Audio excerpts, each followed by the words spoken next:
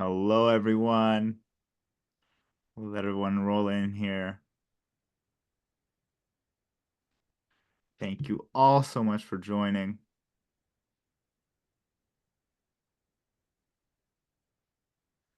Sitting at 2:01, so I'll get started in a couple of moments here. I hope everyone's having a great day. It's starting to snow here where I'm in Winnipeg, Canada. I think you as well, Eric. Is that correct? Yeah, we're 3 feet in Breckenridge tonight. Oof, oof. I'm sure all the skiers are very jealous.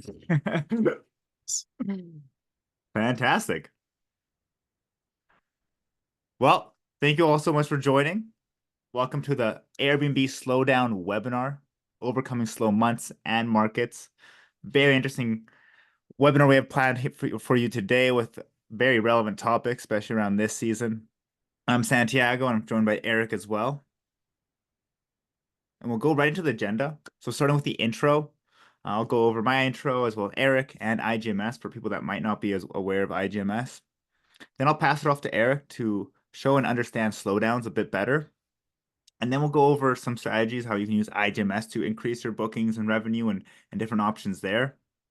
And then I'll pass it on to Eric again to go over more in-depth tools and strategies. Then we'll open up the last 15, 20 minutes for question and answer period. I asked Eric, he said he's okay with having questions throughout the presentation, so feel free to put it in the question box. And yeah, we'll get it going. So myself, I'm Santiago, the Senior Marketing Manager here at IGMS. I'm leading partnerships, user research, email campaigns, and so much more. So if you have any feedback, especially on like our communication side, feel free to send me a message. I'll be sending my email after this as well. And in my personal life, I like boxing. I like DJing house music. I like hiking. And so yeah, if you ever see me with a black eye, that's because I had a good sparring session. Don't feel bad for me. I probably should have better head movement. And as well as Eric, he has a bit of his own intro as well, but I want to touch on what an incredible opportunity this is. He is a real OG of the short-term rental industry. He has over 20 years in hospitality and short-term rental experience. He's an experienced entrepreneur, founding various companies within this space and driving innovations and setting new standards. He's actively involved in advising different startups in the space, many of which you already know or use. And he drives growth and community engagement. And that's super well shown by how he is moderating and created the largest vacation rental professionals group on LinkedIn with over 20,000 professionals. So if you're on LinkedIn, this is the place to be sharing um, updates and finding out information about the vacation rental industry. And not only is he doing all these massive things, but he also gets his firsthand experience of the current trends um, as property management, as the co-founder of a property management business in Winter Park, Colorado. So he's got a bit of everything, and I'm super excited to have him on. So everyone, thank him when you get a chance. And you might be wondering, what is IGMS? From the registration report, I saw about half of you don't use IGMS, so I want to go over a little bit of what we are as an organization. We are the vacation rental property management software for hosts on the go. So we help short-term rental hosts like you who are overwhelmed and looking to scale. The award-winning automation software and mobile app, we put your short-term rental business on autopilot. So we've been around for over a decade, helping hosts with our software, connecting you to Airbnb, Verbo, Booking.com, and your own booking website. As well as that, we also help you with a bunch of automations from auto messaging to auto cleaning tasks and so many more aspects to really reduce the time that you need to dedicate to your short-term rental business, leaving you more time to scale. So yeah, that's a little bit about IGMS as well. We'll touch on it later on as well. But I want to jump into hearing a little bit more about you, the audience, everyone that's here participating within the webinar. And I want to share a bit of a poll, not only so we can get to know you, but you can also get to know the other people joining the webinar here today. I'll be asking how many properties you manage, how your stays performing compared to last year, and how much of your bookings have dropped since the summer season or high season. I find it's good not only for us to get to know you, but you get to know the other people on the call, see how people are doing as well, and to understand where people are at. So leave a few more moments to fill this out, and I'll be sharing the answers. Maybe 5 more seconds. Thank you for everyone filling out. 5, 4, 3, 2, 1. We'll end the poll. We'll share the results. So we have a good range of different people. A lot of people managing more than one property, which is great to see. Those are people that definitely looking to scale and looking to a lot of advice that we have here that will be very relevant. And how are people's stays performing compared to last year? Almost 60% worse than last year. Congrats on the 8% doing better than last year, and about 33% about the same. And it's great to see you on here as well, looking to improve your revenue as things are getting more competitive within the short-term rental space. And how much have your bookings dropped since the summer season? Not at all, about 15%, 25%, less than 25%, but then over 50% more than 25%. That's a lot of percentages to go over, but very, very interesting. A lot of good resources that we're going to share to help you let that stabilize and help you adapt to these slower seasons and slower markets. So we'll stop sharing now, and I'll actually pass it on to Eric to touch on understanding these slower seasons. All right, Santiago, thank you very much. Thanks everybody for being here.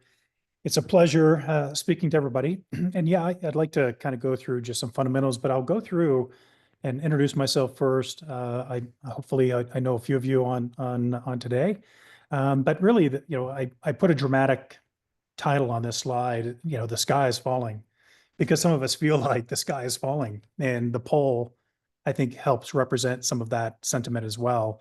But really, what we're in is a sort of a normal, regular seasonality and cycle of regulations and market dynamics. And we're going to talk a little bit about what each of those mean and how do you sort of right size and better compete and better manage through this phase.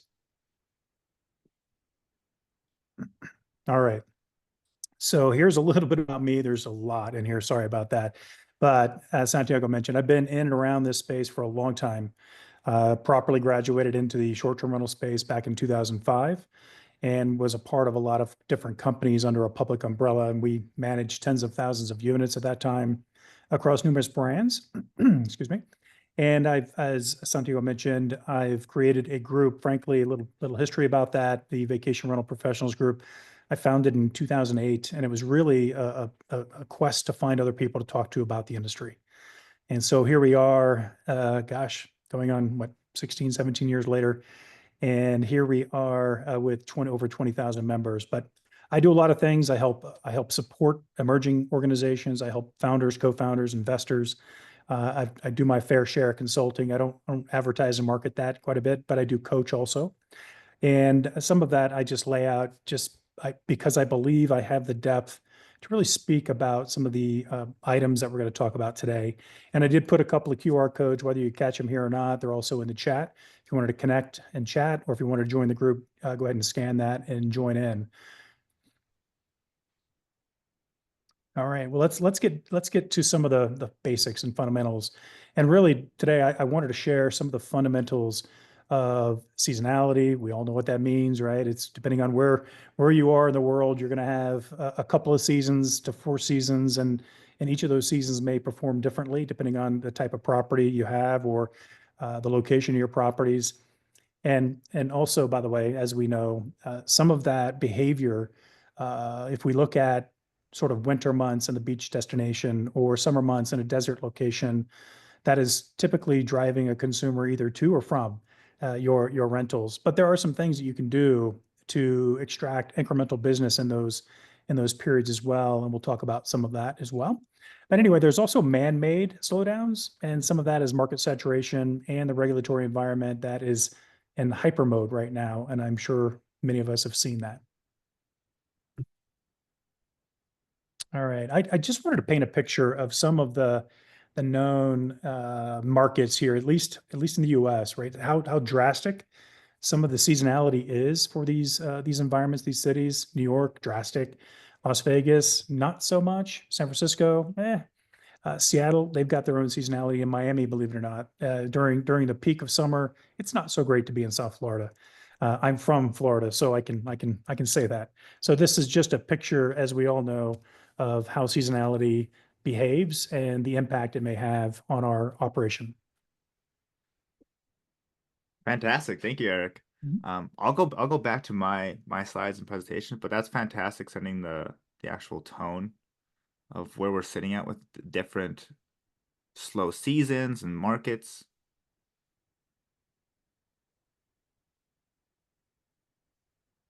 I'll share my screen again. That's all looking great, as our team has did a great job. So touching on that, he does a great point in terms of seasonality affects you and then also the market. I shared this stat within the actual email promotion, but we're seeing on the Airbnb's most recent earning calls that supply has grown by 15% for Airbnb, while demand has only increased by 8%. So we're seeing much more supply compared to demand, and then people getting more and more competitive. I want to cover a couple different things that you can do to increase your revenue during these slow season and markets. And one of those is increasing your bookings through being on multiple booking websites. And I'm sure a lot of the hosts are already on this, but I want to touch on this because it's such an important step to making sure you're getting as much visibility and opportunity as possible. And then increasing your revenue through your own booking website and making that super easy. So, what's one way to increase your bookings during these slow seasons? If you aren't already, is increasing your bookings by increasing your exposure across all your booking websites. So, connecting to Airbnb, Vrbo, Booking.com, using a platform like IGMS to make sure you don't get double bookings. And IGMS can also help you with things like ranking higher through your auto messaging. So, Airbnb and other platforms oftentimes rank their hosts by how well they're responding. Auto messaging within IGMS can help you rank higher, get more bookings, etc. So there's one of the key ways that if you aren't doing already to do that. At this point, I also want to share some recent news since we're talking about Airbnb so much. Airbnb is changing their cancellation policy, limiting hosts. And this is coming on in January 20th of 2025. So in only a couple of months, they'll be rolling out this new policy where they're restricting what hosts can do with their cancellation policy. First, they're taking away strict cancellation policies, and then they're going to also promote looser cancellation policies. So, what does that mean for a host like you? If you have looser cancellation policies, that might be actually really good for you. You might be actually excited to know that your listings will be set higher. It's also an opportunity for you to rank higher, especially during these lower seasons. You might actually want to shift your cancellation policy to then start ranking higher on January 20th, etc. But if it also just leaves you in a more precarious situation changing these cancellation policies. You know, someone might book and then cancel on you after and not follow those strict cancellation policies that you can no longer depend on. And I like to highlight that at any moment, and these moments like this definitely highlight how dependent we all are on Airbnb and how them changing their policy can impact their business. If tomorrow they change their cancellation policy, or if they change their fees or their rates or how they promote your booking, we're all very much at the whim of what Airbnb is doing. So I want to advise you how to start diversifying so you're not just depending on Airbnb and you're actually not just depending on booking websites in general.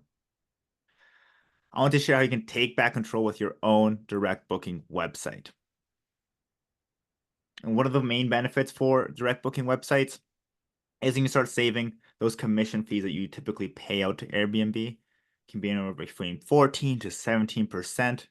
We have this nice infographic to show you how in this one 3-night stay with a 1-bedroom apartment, let's say you typically earn $386 with renting on Airbnb, you can earn $80 more with renting through your own direct booking website.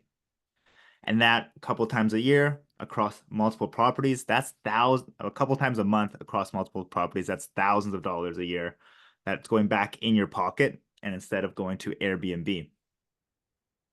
And then with this, that's not only the main reason why people do this. A lot of it is because they want to take back control of their customers, being able to remarket to their own customer base. You have repeat great customers and guests, and you can then start taking control of your marketing as well.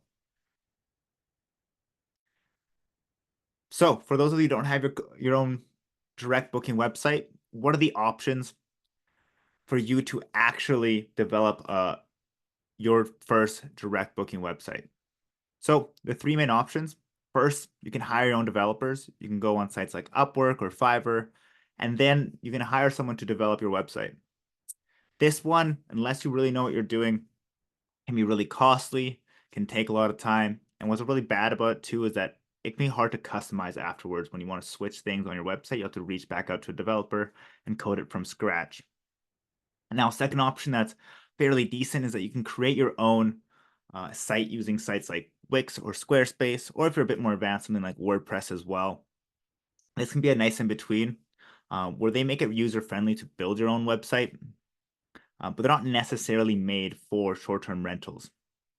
It is a bit more customizable, it's less costly, and it's less time consuming. Now, the third option, you can build your own website using IGMS's embedded platform. What's really nice about this is that we have a full-on template specifically for short-term hosts for you, where we can develop your website within an hour. So this is really, really impressive stuff. And because we're just so niched into focusing on hosts just like as yourself, all of the setup, all of the booking. So when someone goes on your site, they can pick a date. It's all really, really simple for you to manage and customize afterwards. So what do these websites look like? Well, generally, these are stunning websites. They're not only desktop friendly, but as you see here, they're mobile friendly. And this is super important when you're starting your direct booking website, is building that trust through the consumer, through your user experience. So when they land on a website like this, they can immediately feel like they can trust you because you have something that looks modern, updated, and trustworthy. And what does that look like to actually set up your first direct booking website? How can we do it within under an hour? Well, we can connect directly to your Airbnb and pull all that info to auto-populate the templates. That means your pictures and descriptions all auto-populate into a template of a short-term rental host direct booking website. And then your next step is to choose your domain and pick a custom domain to link to your site. And then you can start customizing your website. The ongoing hosting can be all part of our pro plan that you can see on the right here. And typically it's starting between $19 to $30, but because it's Black Friday week, we have it at $18 per month, which is a ridiculous deal. I really, really encourage anyone to take advantage of that. If there's any time to start using IGMS or start your own direct booking website, right now is definitely the time. And how easy does it set up yourself? You just go to the create your own website tab within IGMS, and it starts pulling from your Airbnb account, and you can start that process there. This is what it actually looks like when you're customizing your website. So you can see it's really emphasized on being user-friendly, clear, and make it as simple as possible. And if you already have your own site and you want to integrate with IGMS, you have a widget you can start putting onto your WordPress site or your custom build site, whatever you might have, that can then connect to your Airbnb so you don't get double bookings or anything like that. And now is also a very interesting time to create your own direct booking website, because I'm sure what you're all wondering is like, I put up a website, now what? How do I get people to actually book on this thing? Yes, there's important things like having a nice website so it actually, people, once they land on it, want to book, but also driving people there. Well, Google launched Google Vacation Rentals, which is a big focus of what they're pushing on for the next year, allowing you to have access to everyone that's searching for stays on Google. And all the time you see people searching their stay, their flight, their whole vacation or trip through the Google platform. And with IGMS, your direct booking website gets automatically listed onto Google Vacation Rentals. So you have that level of exposure right away. And as well as that, you can start implementing your own marketing tactics, whatever you might want, and to actually start promoting your own direct booking website. So what did we cover here? How to increase your bookings and revenue in the slow markets and seasons by being on multiple booking websites, is a really important first step, but also increasing your revenue by building your own direct booking website. So you can take back control. You're not at the whim of Airbnb or these other booking websites. You can make more revenue, especially in these slow seasons. That margin can be cut down so much. And how right now is a really good time to act, both because you can see Airbnb making changes. Google Vacation Rentals lets you actually be more exposed to more customers easily. And we have a crazy Black Friday deal. But not only that, we have our exclusive in-webinar promo, where it's a direct booking setup special. You can book a time with one of our customer experience team that will walk you through each single step. So within an hour, you have your own direct booking website within IGMS, and you can start receiving direct bookings this week. It's a really impressive setup process that we have and program that we have here. So if you've been dragging your feet, you know you should do this for a very long time. You're like, I know I want to diversify and create my own booking website. Well, we have a special promo where it's 50% off. It's typically $200 for this setup. Now only $99 for the next 60 minutes. So for the next hour, I really recommend you scanning this QR code, going on there and booking a time. And then you can really get started in this process so you don't have to depend on these booking sites and you can start making more revenue. So yeah, I'll share all the links as well within the chat. I'll leave this up for just a moment and I'll look at the questions too if there's people putting questions within the site. But yeah, I just shared some of these. Yeah, feel free to ask questions as you go. I'm also happy to answer questions in the QA portion, but I'll pass it back to Eric. Well, he can show you more tools, more strategies of how to adapt during these slow seasons and markets as well.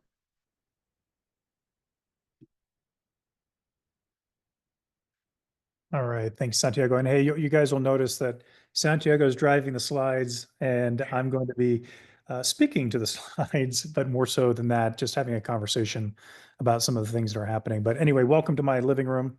I don't know if I mentioned I'm coming in from Denver, Colorado. But let's get right into the content, Santiago. Yes, I'm working on this.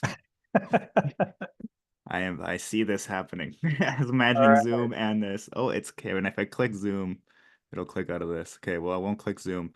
I might save answering the questions till after the actual presentation, so it doesn't click out of the presentation. All right, very cool. All right, well, look, I start speaking about sort of addressing some of the symptoms from slow seasons. Some of those are frankly addressing and leveraging more channels. If you don't have a website today for your property or properties, that is the fundamental thing you must do. I remember in 2008, we were in Australia doing some work, building a new brand, and it was staggering to me back then, which maybe shouldn't have been, but the vast majority of the ecosystem did not have websites. Today, many do, but many still don't. So many of the things I'm going to speak about today requires you to have your own website. So I would definitely suggest putting that on your high-ranking to-do list. Some of the tools I'm going to present today, these are new. I get, for better for worse, I get the view of new emerging trends, new emerging solutions and tools for the market. I try to work with the founders, co-founders, and investors to ensure they're going to be relevant and helpful to the marketplace. And if I believe they are going to be helpful, I'll raise the awareness level of them. The one I have directly here is Big Air Deals. This is a new solution coming to the market. It hasn't even officially launched yet, but it's available. It's really going to help you, if you have an Airbnb listing, leverage this tool, promote to your user base. They're going to also be pushing this to the consumer. It's a Chrome plugin. It will essentially introduce your property directly, your website directly to an Airbnb searcher and offer them the ability to click through directly to your website before booking on Airbnb. This is going to help drastically reduce commissions. It's going to help you own the guest. And so that's just one thing that's coming. And I think, Santiago, you mentioned it already. The benefits of reducing your reliance on the platforms like Airbnb are tremendous. You really got to figure that out. I call it channel mix. Direct booking is a major theme and goal that we're all shooting for right now. And it takes putting these pieces in place to really achieve that. What I also mentioned is some of the things, tools, and solutions you can employ during a slowdown season. are things like trading a property, exchanging a property. So create more value for your owner, right? Because you're really charged with helping the owner make money, which in turn makes you money. But if there's a slowdown and there is no guests to be had, find other ways to monetize that property on behalf of the owner. And the one I introduced today is again just starting. It's emerging. It's air host swap. It's very much similar to the third home and the property exchange platforms, but it allows you to load in, and it's a dollar for dollar. They take the values from Airbnb, they translate that into a points value on the platform, and allows you to book anything in and around the world. So definitely check out these tools as another solution to cater to your owner and introduce them, because you really want your owner to see you, yeah, not just bringing revenue in good times, but bringing in revenue and monetization during these shoulder seasons and slow periods. Next slide, Santiago. All right. Another tool. So this is full transparency. I am an advisor to StretchBill. StretchBill is a platform. It's a solution that you can use on your direct booking site, on your own website, to allow your customers to do exactly what they can do on Airbnb or Expedia or Vrbo. It allows you to offer the pay over time capability to your guests. You know, when economies go down, people start pinching pennies. Unfortunately, travel tourism is a discretionary spend that unfortunately gets hit first. So if you can employ a tool like StretchBill that allows your would-be guest to pay over time and not have to come up with that big credit card payment or big transfer, you'll see more you'll see more conversions. And things like group pay and roommate pay, also enabled by StretchBill, can also help glean and garner and make booking on your website more appealing than perhaps booking on the OTA. Next slide. All right, some of these slides are going to get a bit meaty, so bear with me. The content is critical. So I'm going to, sort of talk about managing, your team during slow seasons, because if you have a few rentals and you've employed housekeeping teams or housekeepers or maintenance teams or maintenance folks, you've got to think about how are you going to sustain them through the down periods. So I essentially have used these practices before in other operations, and frankly in our own operation up in Winter Park for Summit Time Rentals. So you've got to find a way to keep your team engaged, somehow paid, and leverage that time to basically upskill and reskill on solutions that you want to expose to your team, so they're more applicable, if you will, to the various sort of things that happen in the short-term rental business. And that's everything from the housekeeping side, the maintenance side. It's even the subscriptions that you have going on during slow season. If you shutter your properties, make sure you sort of cancel or put on pause subscriptions that you may not be using, et cetera. But I strongly suggest enacting some of what I highlight here. I talk about cross training. I also am a big fan of creating recognition and rewards programs. Take the time, take the downtime to train, recognize, and reskill and get ready for the upcoming season, for when you really need these folks to hit the ground. Next slide.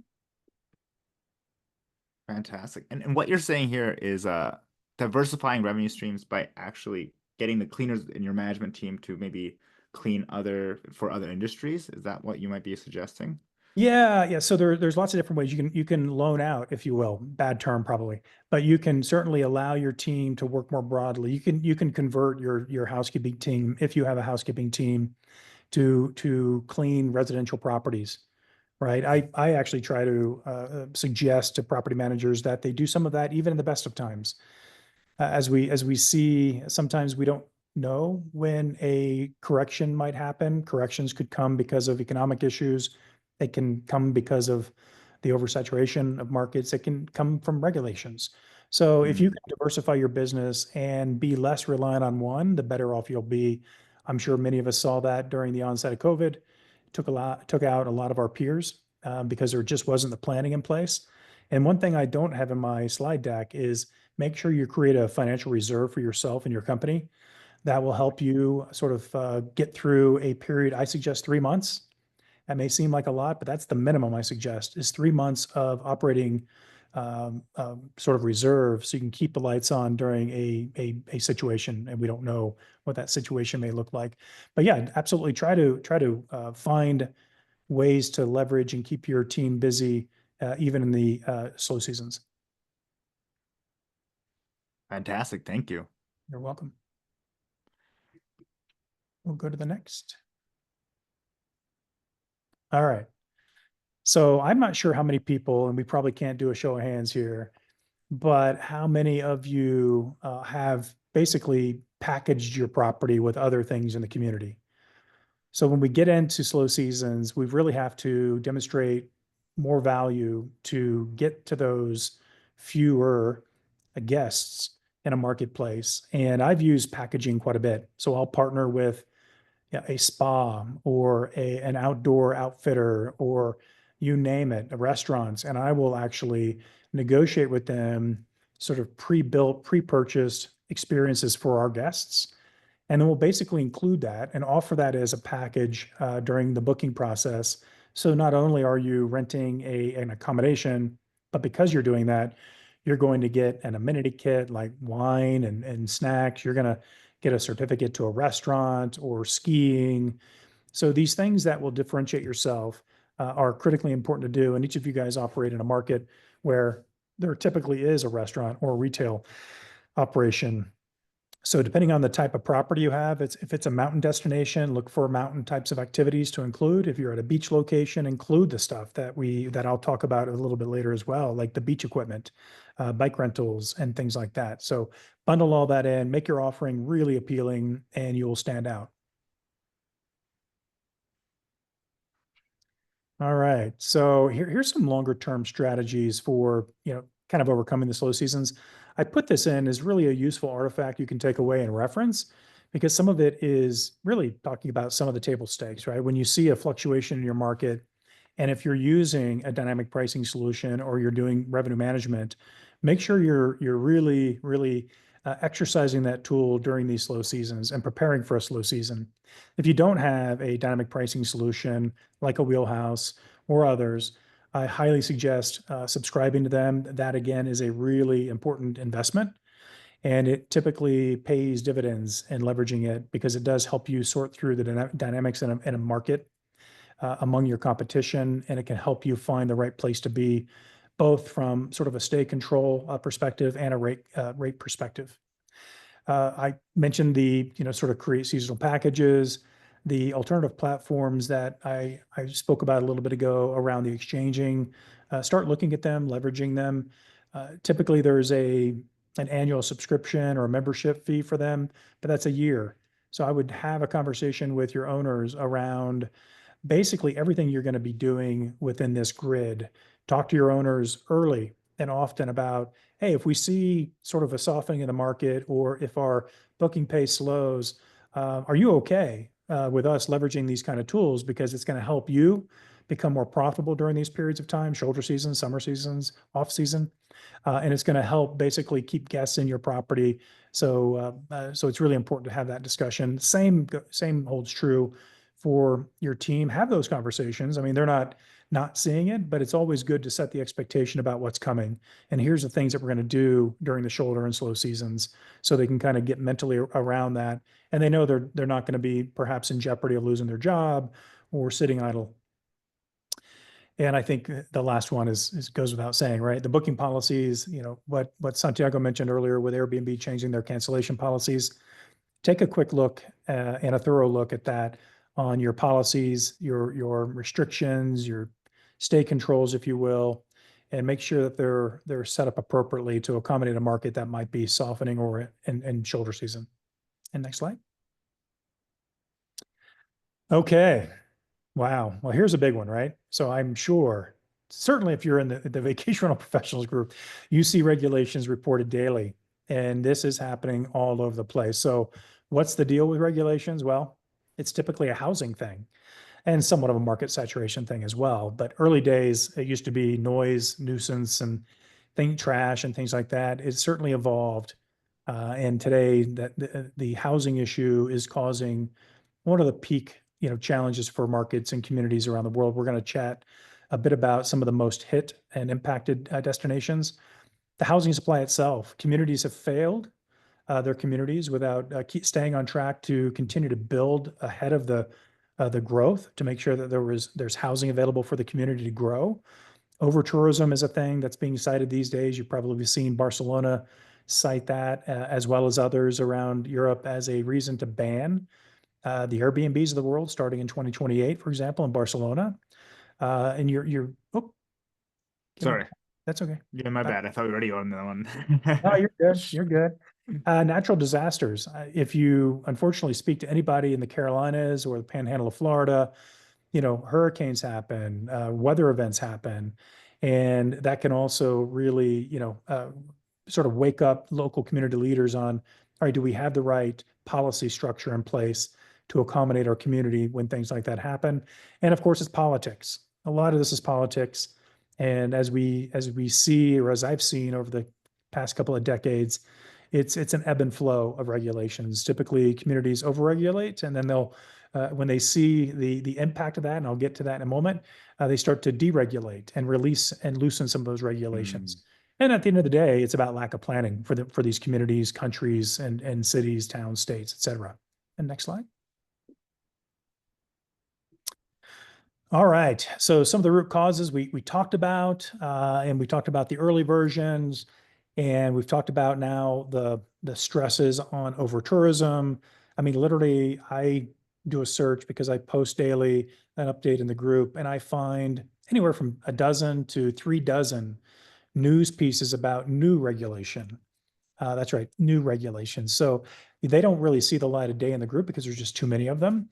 But if you pro tip, set up your own Google alert and put in the Google alert things like STR, Airbnb, vacation rentals, regulations, things like that. And then it will send you the updates every day that you can see what's happening around the world. And hopefully, if you're in an unregulated market, you can catch a sort of a glimmer of what might be happening before it gets rolling, and you can get involved in that. And I'll talk about that in a second as well.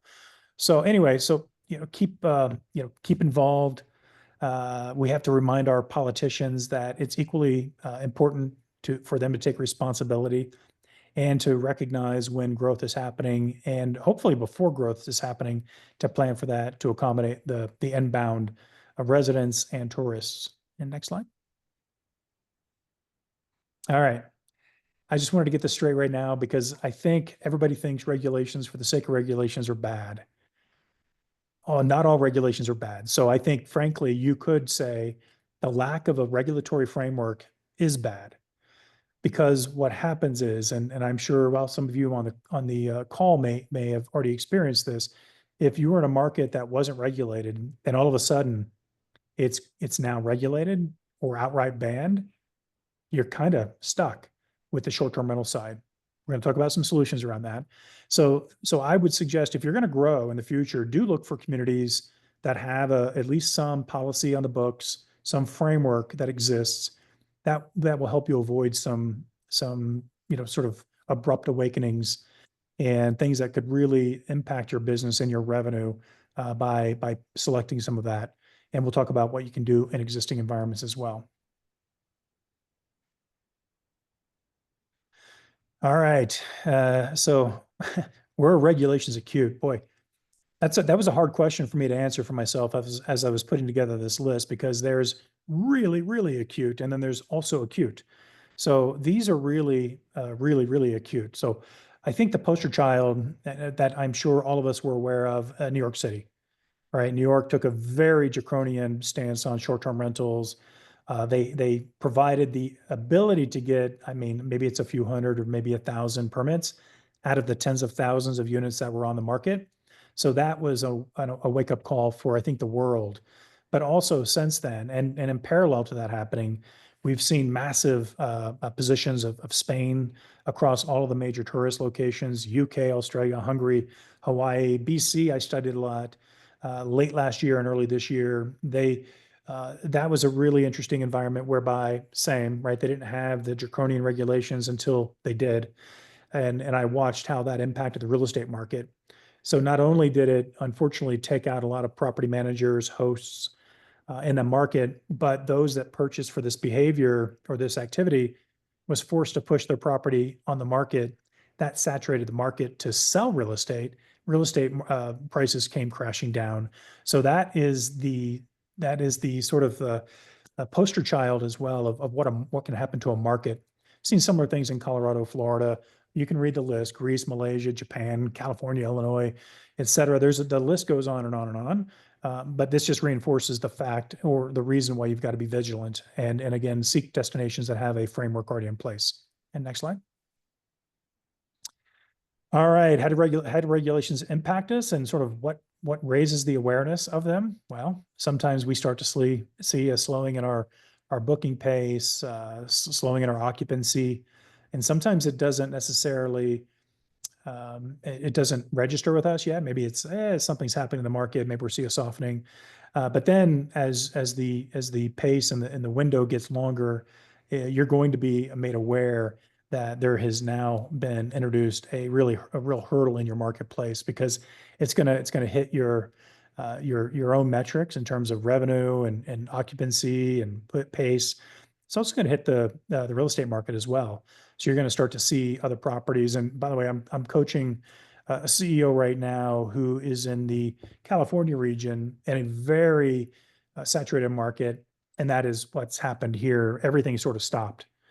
And when that happened, we were abruptly made aware of some of the new regulations that weren't just activated yet, but in the pipeline. And just regulations being in the pipeline started to scatter and concern the guests coming in, because they didn't want to see their stay go away. And that's what was happening. You're going to have licensing requirements. You're going to have new taxes to pay in regulated markets, or higher taxes. You're going to have fines to deal with if you don't comply. You're going to have, unfortunately, this is real unfortunate. You see short-term rental operators, hosts, and Airbnb hosts fail. They just can't do it anymore. So what happens is typically the local businesses, they start to see a loss of sales and revenue. It starts to impact the local labor market. And what that does is that also dries up tax for the community. And whenever a team member rolls into unemployment, that costs the community, right? That if they file unemployment benefits, the community has to start paying them those benefits. So there's an impact there. And the community certainly, and I've done some models. If you guys are ever interested, I've got some AI models, about a page and a half prompt that will extract all the key financial metrics of a city, and it will give you information to present to a town council, a mayor, a county commissioner, about why they need to really take regulating seriously in terms of not over-regulating, but creating the right structure so it doesn't really kill the market overall. And next slide.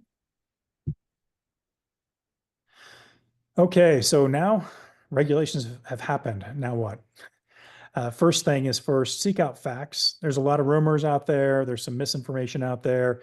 Go directly to your community website, call your local town council member, and ask for that document. You typically can find that on the city website. So make sure you read it yourself and understand it. And that's the sort of the second point: understand how it's going to impact you. Is it a complete ban? Is it just require a limitation? Like up in Vail, they're only allowed to rent 60 days a year now, which is pretty massive for them. It's a big tourist location. If regulations require a license, you're going to need to go out and get a license. Speak to a town council person, a town manager, a mayor, a county commissioner. I do this quite a bit. Matter of fact, I've served on town councils, I've served on chamber boards, and I've been an elected official in a community. And we seek out residents, and we want that relationship. So build that relationship with that community leader. So either you can have influence on what happens in the future, or when things happen abruptly, like a regulation, see if you can be grandfathered. See, because you were basically operating before that was enacted, see if that can be accommodated for you. Other things you can do is pivot, right? Other things like I've been working with numerous short-term rental operators who I've introduced them to sort of the midterm rental space. Midterm rentals is that hybrid between long-term and short-term. Typically, it's rents and stays between 30 nights and less than a year.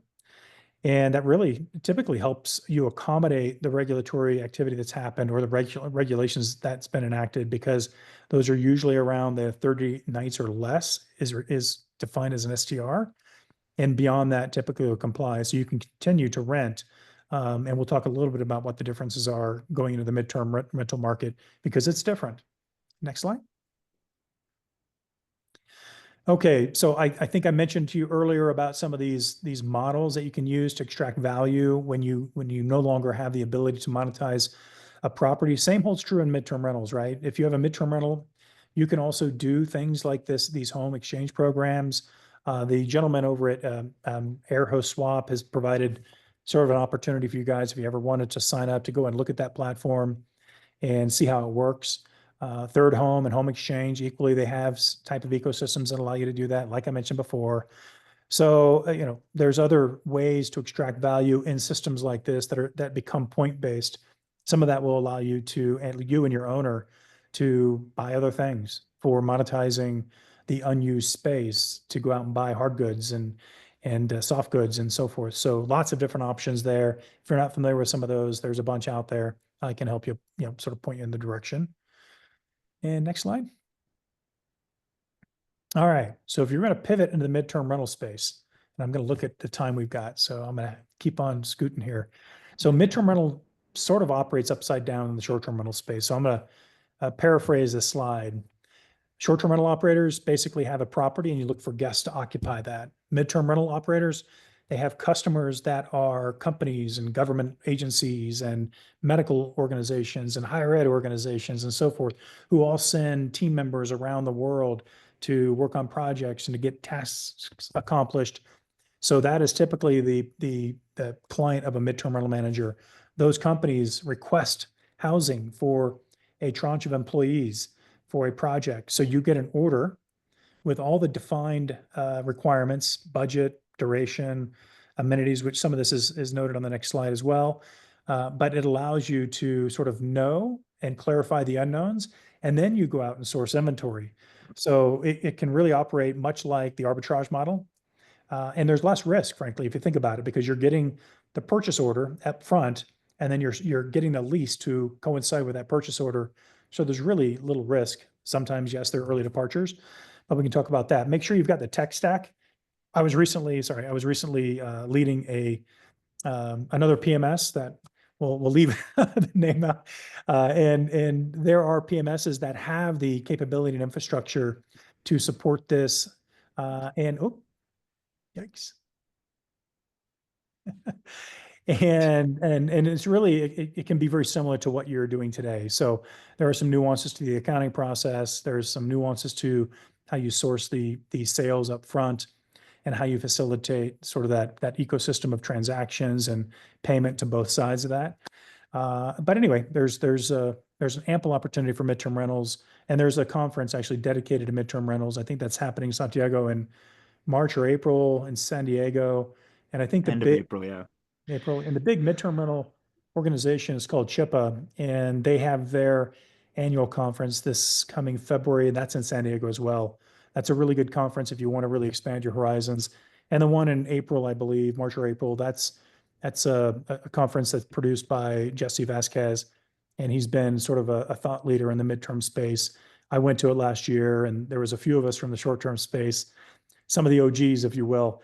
And we sat around talking about, wow, this is a conference that revitalizes the energy that we saw 10, 15 years ago in the short-term space. And we were happy to be there. So lots of opportunities there. And then next slide.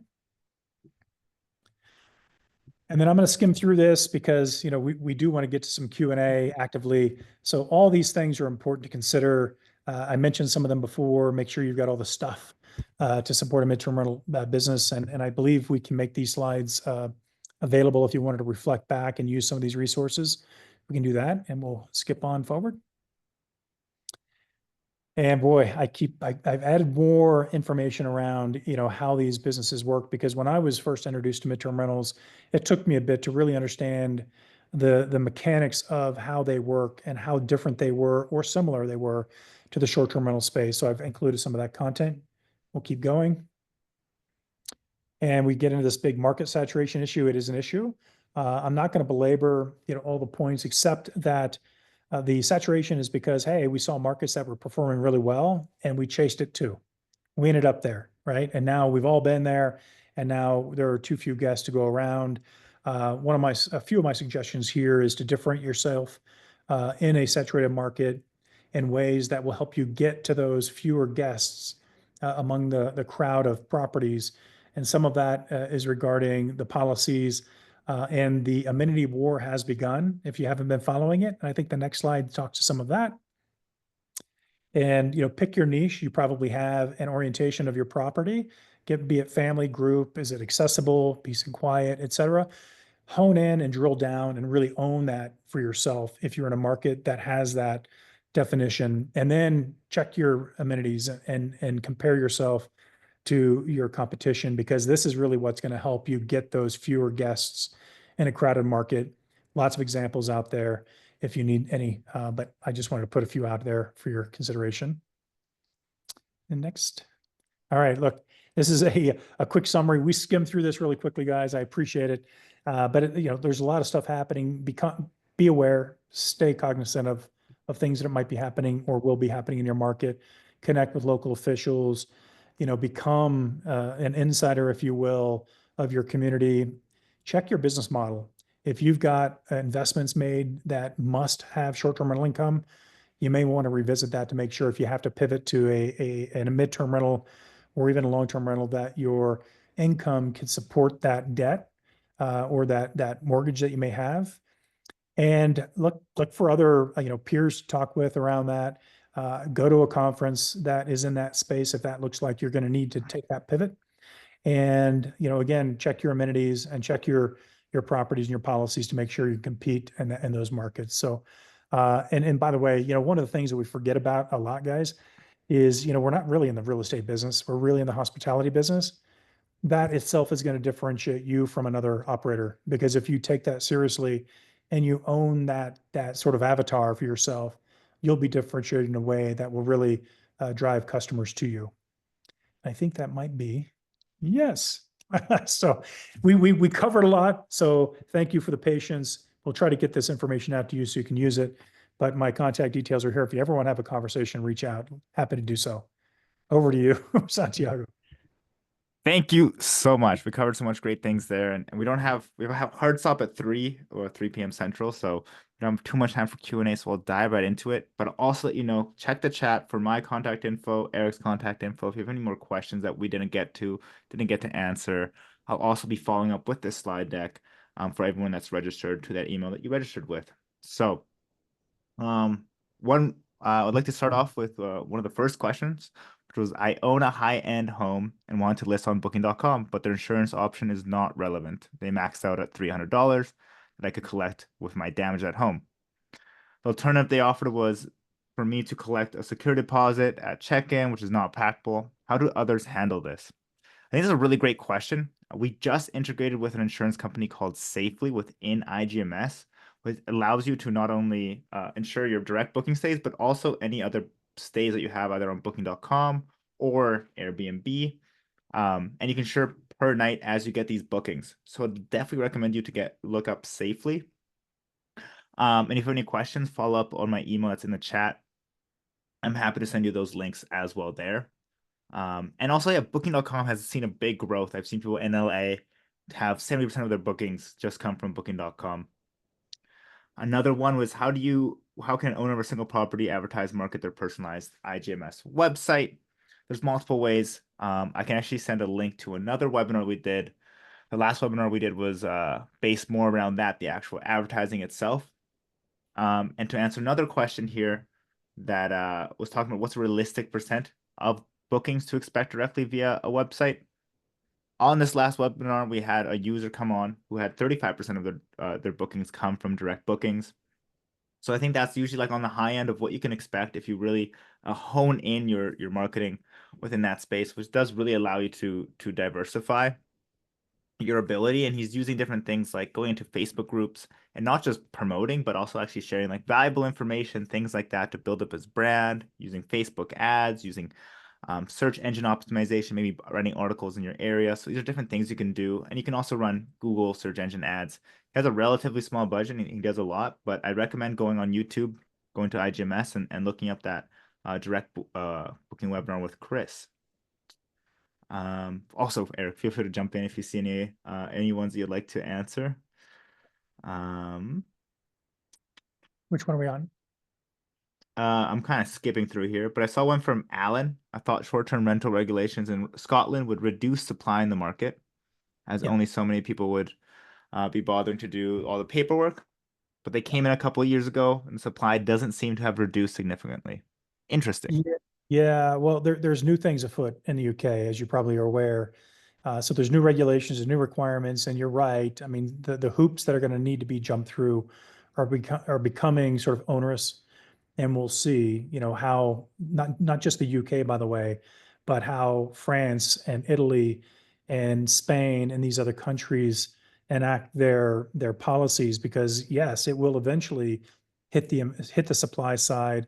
Our estimations, running some models around it, given the scope of regulations that are happening around the world, we could take a 1 million unit hit from the market, meaning, we could lose that much inventory, given some of these regulatory schemes, regimes that are in place. So Australia is going through their own struggles right now as well. There's been a lot of PR around that. There's some folks in the group that are keenly aware and actually leading the organizations around countering that, or at least rationalizing that with local community leaders. So this is really why you've got to get involved. And if you want resources to how to get involved, I can help. Fantastic. Thank you, Eric. Another one I see here from Saja. I'm not sure if I fully understand it, but it's if you are a co-host or property manager, will all your properties be automatically on displayed website or must they be added separately? Also the cost. So if you're talking about displaying on your own direct booking website, all the properties that you have connected to your account will be pulled onto your direct booking website. So you can be listing multiple of your stays within one site, which makes it easy. Or you can start separating out different sites as well if you're, managing for different owners and want to separate it that way as well. So there's different options if that's what you're referring to in terms of the direct booking website itself. Um, and then one thing I want to touch on, since we were talking about the midterm rental space so much, it's a really good strategy for people that want to mix their strategy for the slow seasons. So we see a lot of really experienced hosts to do their short-term rentals during their high season and then move into a more midterm rental strategy. So you can book it for 3, 6 months until it becomes high season again. So you don't have to worry about it, you're not stressing about it, and you're getting a consistent source of income. And as well as touching on that midterm rental conference in San Diego by Jesse Vasquez. He's an IGMS user and a partner. It's been great to work with. So definitely recommend checking out his content if you're looking to learn more about the midterm rental space and what you can do Yeah. there. Yeah. And also, usually if your home is in an HOA, for example, HOAs typically allow midterm rentals, right? So typically they would dissuade you from doing short-term rentals, or they ban it outright in a particular HOA. But if you read the regs and they provide, a month-long stays or quarterly stays, you're right to go on the midterm space. Yes, 100%. And that's what I find with most of these properties as well. I'll put up the direct booking website link as well if you're looking to take advantage of this offer we'll have up for the next 30 minutes. Um, but yeah, touching on that midterm rental space, most places, as he said, don't consider anything under or over 30 days as a short-term rental and won't be regulated. I heard recently, though, from our owners in Vancouver that Vancouver is making that into 60 days. So that bar keeps pushing, but that's still like open season for 3 months, 6 month rentals that you might be looking for. Yeah. Yeah. And hey, Um, just real quick on the midterm. So there are government resources, depending on the country you're in, that shows spending on infrastructure projects. If you keep track of those, and they'll typically forecast, 12 to 24 months in advance, that can give you a roadmap of where to maybe go and target now for a project that's launching in 6 months, because they're going to need to house people for those big projects. Just FYI. that's a great tip as well. Well, thank you so much, everyone. That's our time today, and thank you so much, Eric. Your insight is beautiful. It's bringing all so much experience into this webinar, into the knowledge that you shared. My Thank you so pleasure. much. My pleasure. Thanks, everybody. I really appreciate you inviting me here. Likewise, this has been great. Well, everyone have a good day, and we'll be following up as well with more information. So thank you. Bye-bye.